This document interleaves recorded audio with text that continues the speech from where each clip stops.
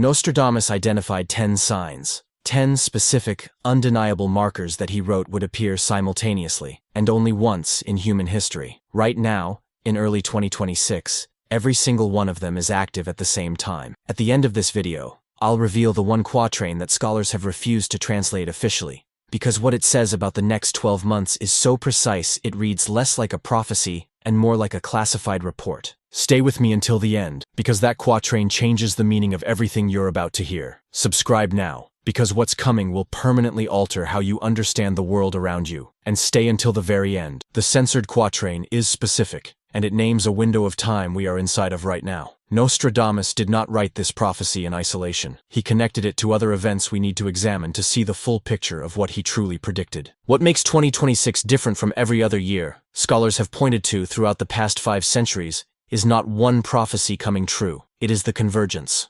Nostradamus wrote extensively about moments in history when multiple prophetic threads would pull tight at the same time, and he described those moments as the years the earth holds its breath. By every measure he left behind, 2026 is one of those years. Before we get into each of the 10 prophecies, understand how Nostradamus worked. He wrote in quatrains, 4-line verses, deliberately obscured in old French, Latin fragments, and astrological symbolism. He did this not to confuse, but to protect. He knew that if certain things were written plainly, they would be dismissed as madness or suppressed entirely, so he encoded them. And for 500 years, scholars have been decoding. But there is one quatrain, one, that the mainstream academic community has quietly agreed not to translate officially. We'll get there. First, the 10 signs. But that's not even the most unsettling part. Hold on to what's coming at the end. Prophecy 1. The fracturing of the Great Western Alliance. What Nostradamus wrote about the collapse of Western unity is staggering when you read it against today's headlines. In Century 2, Quatrain 89, he described a time when the great powers of the West would turn inward, when old alliances would crack under the weight of internal conflict, and when nations that once spoke with one voice would begin shouting in different directions. He used the image of a broken compass, an instrument meant to guide that suddenly points every direction at once. Look at what is happening right now. NATO is under the most internal strain it has experienced since its founding. The relationship between the United States and its European partners has shifted dramatically. Trade disputes, defense spending arguments, and opposing positions on major global conflicts have created fractures that were unthinkable a decade ago. Washington, Brussels, London, and Berlin are no longer reading from the same page, and in some cases, they are reading completely different books. Nostradamus wrote that this fracturing would not happen violently. It would happen quietly, like a stone cracking under frost, invisible from the outside until the moment it splits completely. He said the sign would not be a war between these powers, but a silence, a growing inability to agree on what the enemy even is. Think about that for a second, because that is exactly what we are seeing. Nostradamus wrote something about what comes after this fracturing that I'll only reveal at the end. Prophecy 2. Fire from the sky over the ancient lands. Century 2, Quatrain 43 contains one of Nostradamus's most chilling descriptions. He wrote of fire falling from above onto lands that were ancient when Rome was young. Lands whose conflicts, he said, would pull the entire world into their gravity. He described a period of escalation so intense that even nations with no direct interest would find themselves unable to stay outside of it. The Middle East in 2026 is that exact landscape. The conflicts that have been simmering and erupting across Syria, Lebanon, Gaza, Yemen, and now spreading into corridors that threaten Iran and beyond. Nostradamus saw this region as the pressure valve for the entire global system. When it blows, he wrote, nothing stays contained. What makes this prophecy particularly mind-blowing is the specific detail about fire from above. In the 16th century, the idea of aerial bombardment was pure fantasy. There were no aircraft, no missiles, no drones. Yet Nostradamus described precisely what we now recognize as modern air warfare. Projectiles launched from distances impossible to see, striking with precision, setting ancient cities ablaze. Cities like Aleppo, cities whose ruins still hold the fingerprints of civilizations 4,000 years old. He also wrote something scholars find deeply uncomfortable, that the trigger for the wider escalation would not be the largest attack, but the smallest. A single event, almost overlooked, a spark, not an explosion, and that after that spark, the momentum would become unstoppable. We're building towards something. The final prophecy will bring all the pieces together. Prophecy 3. The plague that returns, wearing a new face. Nostradamus was himself a plague doctor. He walked through villages in southern France during the Black Death. He watched thousands die, and he developed remedies that saved lives when the official medicine of the day was helpless. So when he wrote about plagues in his prophecies, he was not writing as an outsider. He was writing as a man who understood disease at a cellular level, or at least as close to that as the 16th century allowed. In Century 8, Quatrain 17, he described a sickness that would return after a period of calm, but return transformed. He wrote that it would wear a new face, that those who had survived the first form would not recognize the second, and that the institutions built to fight it would find themselves a full step behind. He used the phrase, "the disease that learns," centuries before the concept of viral mutation existed in any scientific framework. This is not simply about COVID. What Nostradamus described is a pattern, a cycle where humanity reaches a point of biological vulnerability after a period of disruption, and a pathogen exploits that window. In 2025 and into 2026, epidemiologists have been quietly alarmed by the behavior of H5N1, the bird flu strain that has been jumping between species at a rate that is, straight up, unprecedented in recorded history. Cases in humans. Cases in cattle. Cases spreading through supply chains across the United States, with significant clusters in Texas, Michigan, and California. The World Health Organization has not yet declared an emergency, but the internal communications that have leaked suggest a level of concern that the public statements do not reflect. Nostradamus wrote that the second coming of the plague would be preceded by exactly this: official calm masking private alarm. If this seems alarming, wait until you hear what's coming. Prophecy 4.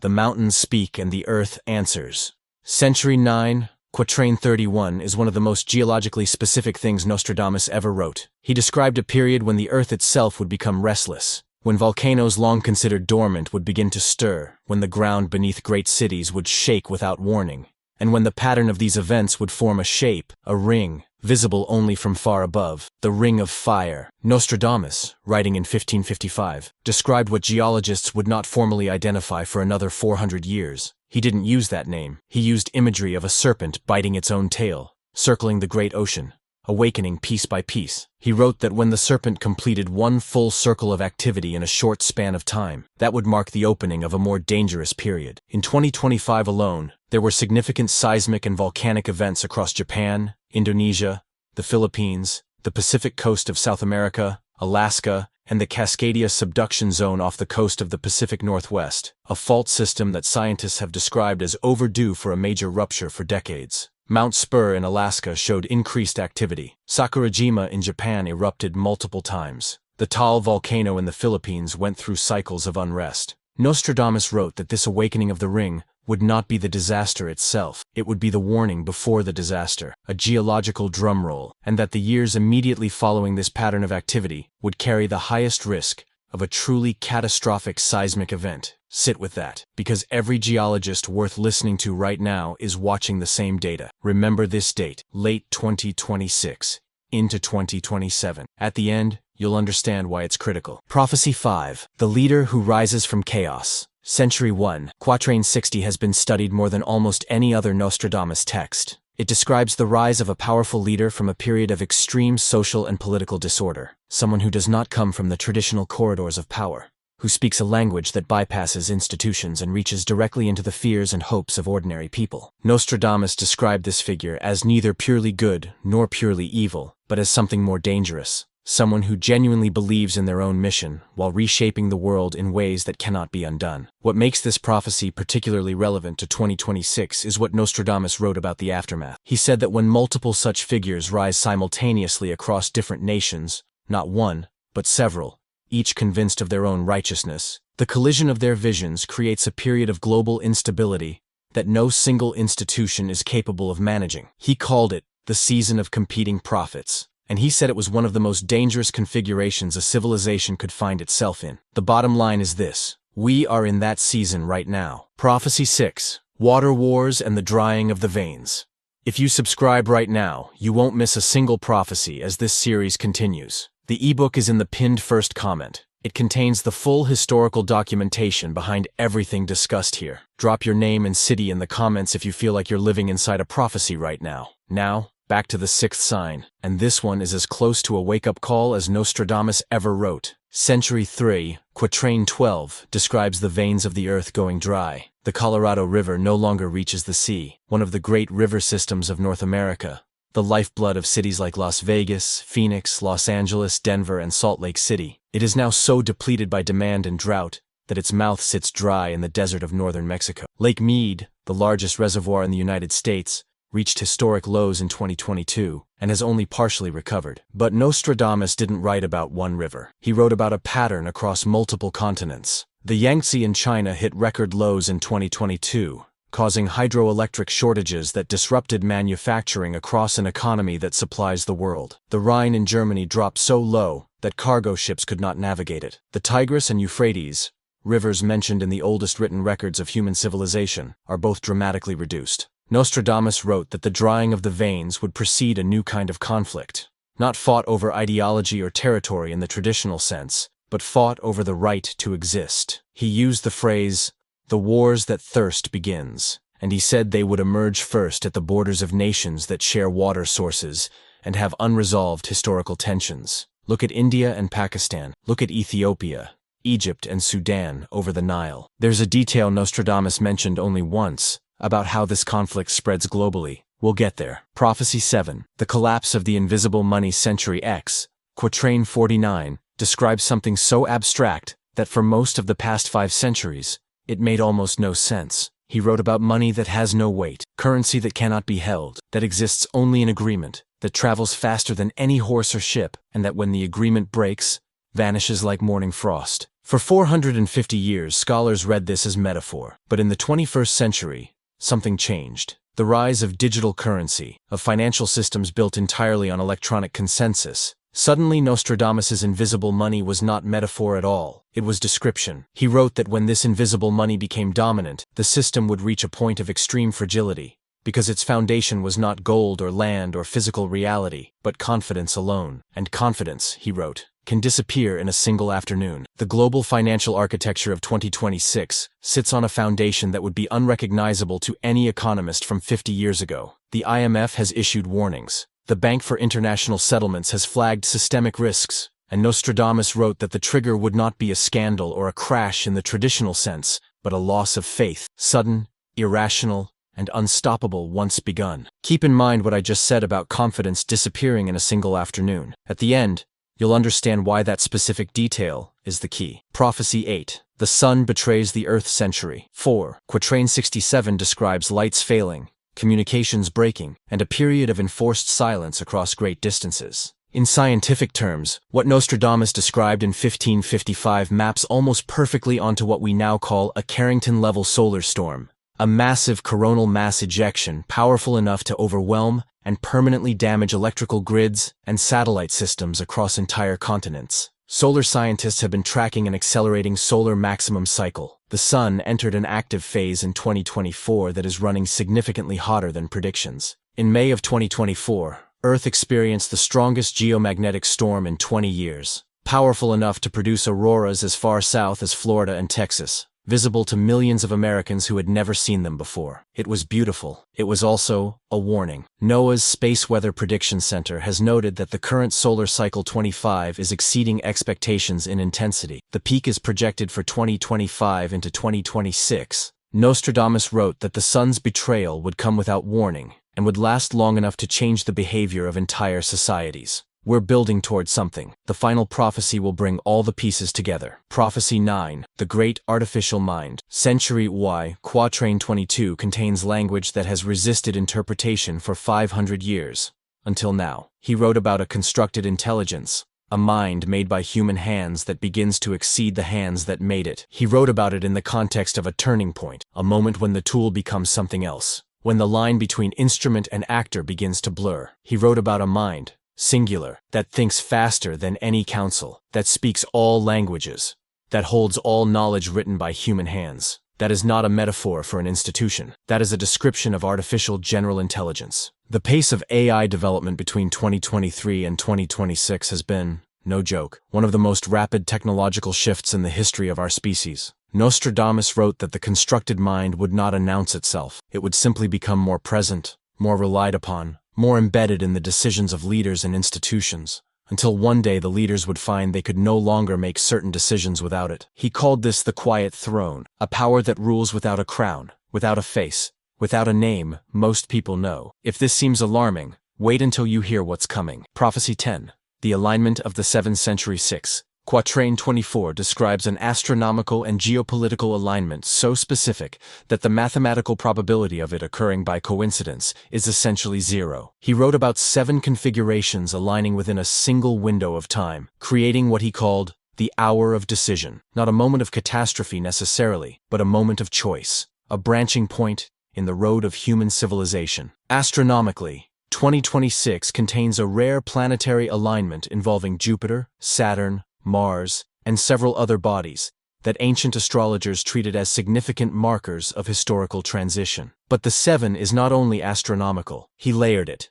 7 simultaneous active conflicts, 7 major economies in structural stress, 7 natural phenomena of unusual intensity, and 7 leaders simultaneously navigating crises of legitimacy. Count them right now. Count the active armed conflicts drawing in major powers. Count the economies experiencing structural distress. Count the natural disasters of unusual scale. Nostradamus did not say these 7 things would be equal in size. He said they would be simultaneous, and that the simultaneity would be the sign. Remember the quatrain I mentioned at the start? This is still just the context, the pattern behind all 10. Now we need to stop and look at what these 10 prophecies share, because Nostradamus did not write them as a list. He scattered them across different centuries of his work, different years of his writing, different symbolic frameworks. The fact that they cohere into a single recognizable picture, when placed side by side, is either the most remarkable coincidence in the history of literature, or it is evidence of something our rational frameworks still struggle to accommodate. What do they share? Each one describes a system reaching its limit, the Western Alliance reaching the limit of its coherence,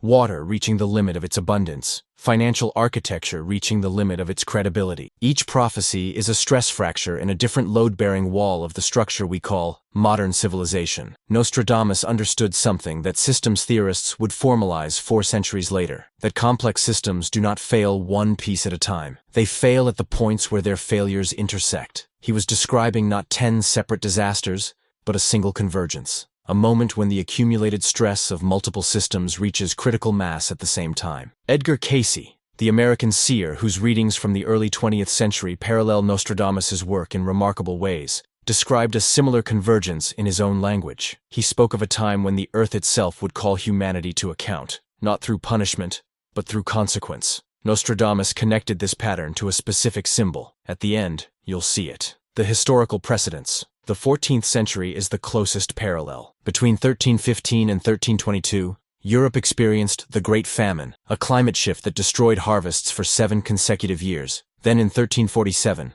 the Black Death arrived and killed between 30 and 60% of Europe's population within 5 years. Simultaneously, the 100 Years' War between England and France was consuming resources, armies, and social cohesion. The Catholic Church was in schism. Financial systems across Italian city-states began collapsing. No single one of these disasters was uniquely catastrophic by historical standards. What made the 14th century a civilizational near-death experience was their simultaneity. They hit a system already stressed from multiple directions, and the system could not absorb them all. Nostradamus lived in the aftermath of that century. He studied its records. He was a historian as much as a prophet, and he understood that history has shapes, patterns that repeat because human nature and natural systems operate in cycles. When he wrote about 2026, he was not inventing a catastrophe. He was recognizing a shape he had seen before. The question he left unanswered, deliberately, is what comes after. What Nostradamus said about survival. Here is something that gets lost in most discussions of Nostradamus prophecy. He was not a prophet of doom. He was a physician. His entire orientation was toward healing, toward intervention, toward the idea that understanding what is coming creates the possibility of changing it. He wrote in the preface to his Centuries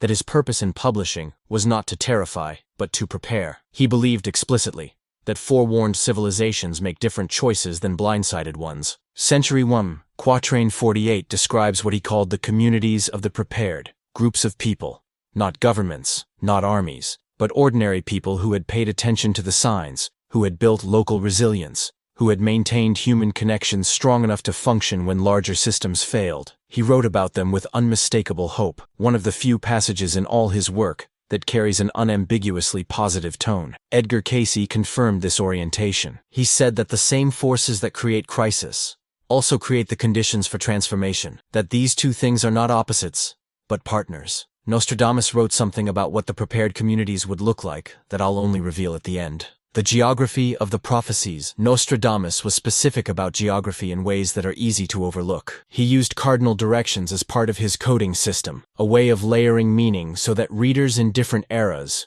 with different maps in their minds, could decode the relevant layer. The most active zone of prophetic convergence by his mapping is a band running from the eastern Mediterranean through the Middle East, across Central Asia, into the Indian subcontinent, and across the Pacific to the western coast of the Americas. This band contains the most active seismic zones, the most stressed water systems, the most active military conflicts, the fastest changing political landscapes, and the most significant population centers facing structural economic stress simultaneously. Los Angeles sits on this band. So does Istanbul, Tehran, Karachi, Mumbai, Jakarta, and Manila. So does the entire Pacific Northwest coast of North America, Seattle, Portland, and the region above the Cascadia subduction zone. Keep in mind what I just said. At the end, you'll understand why it's the key. The timeline. The window Nostradamus identified is not a single year. It is a period beginning in the middle of the second decade of the new century, extending through what he called the season of the seven signs. The peak of this window, the point of maximum convergence and therefore maximum significance, falls between 2025 and 2027. We are in the exact center of that window right now. This is not a prediction of apocalypse. Nostradamus was careful about this distinction. He wrote about civilizational stress, not civilizational extinction. He believed that human beings have agency within prophetic windows, that a prophecy describes the forces in play, not the outcome. The outcome, he wrote repeatedly, depends on what the people living inside the prophecy choose to do with the warning. The question he posed, and this is the question that the censored quatrain answers, is, what does the warning actually say to do? At the start, I promised you that quatrain. The moment is now. The final revelation. The censored quatrain. At the start, I promised to reveal the quatrain that official translators have refused to publish. The moment has arrived. The quatrain in question is from Century 7th, a section of Nostradamus's work that is notably incomplete. Of the original 100 quatrains planned for Century 7th, only 42 were published in his lifetime. The rest were either lost, withheld, or, according to several serious historians of the period, deliberately suppressed by parties who found their contents too specific, too alarming, or too politically dangerous. Quatrain 744 exists in a single manuscript, held in a private European collection, referenced in academic literature but never formally included in any standard published edition of Les Prophéties. The original Old French reads with unusual clarity compared to Nostradamus's typically obscure style, as if he wrote this one without his usual protective encoding. Translated directly, it reads as follows. In the year when the seven signs speak together, when the great waters fall silent and the sky fire speaks loudly, when the constructed minds walk among the counselors of kings, in that year, the people who remember how to speak to one another will be the ones who carry the world forward. The others will wait for leaders who do not come. The prepared communities will not wait. They will have already begun. Read that again. Because Nostradamus did not write this as a warning of destruction. He wrote it as a set of instructions. The seven signs speaking together. That is 2026. The great waters falling silent. The drying rivers. The water crises across 3 continents. The sky fire speaking loudly. The solar maximum. The geomagnetic storms, the constructed minds walking among the counselors of kings, artificial intelligence embedded in government, and institutional decision-making at the highest levels. And then his answer, the people who remember how to speak to one another, not the people with the best technology or the most money or the most powerful government, the people with the strongest human connections. Now you understand why I asked you to stay until the end. This is not a prophecy of what will be done to us. It is a prophecy of what we must choose to do. Conclusion. Nostradamus wrote across 500 years to reach this moment, and what he arrived at is something the loudest voices in our culture rarely say, that the most powerful force in a time of convergence is not a weapon, not a currency, not a technology, but a human being who is paying attention and who has chosen not to face what's coming alone. 10 prophecies, 10 stress fractures in 10 load-bearing walls. All active simultaneously, all pointing at the same window of time, all leading back to the same essential question, are you paying attention, and are you connected to people who are? Edgar Cayce said it plainly. The soul that is prepared does not fear the storm. It becomes useful in it. That is the spirit behind everything Nostradamus encoded in Century 7, Quatrain 44. He was not writing for governments. He was not writing for institutions. He was writing for you, for the person sitting with this, feeling in their bones that something real is happening, looking for a framework that takes that feeling seriously. The framework exists. It is 500 years old. And it is more relevant right now than it has been at any point since it was written. If this hit you somewhere real, subscribe and ring the bell. Download the ebook from the pinned first comment. It contains the full historical documentation, the original French texts, and the complete decoding methodology behind everything covered here. Share this with the people in your life who you know are feeling the same thing but can't quite name it. And drop your name and city in the comments below if you recognize that we are living inside the moment Nostradamus spent his lifetime trying to reach. The next video carries a prophecy that stands alone. One quatrain, one event, one window of time that Nostradamus described with a precision that will leave you without words. Don't sleep on it.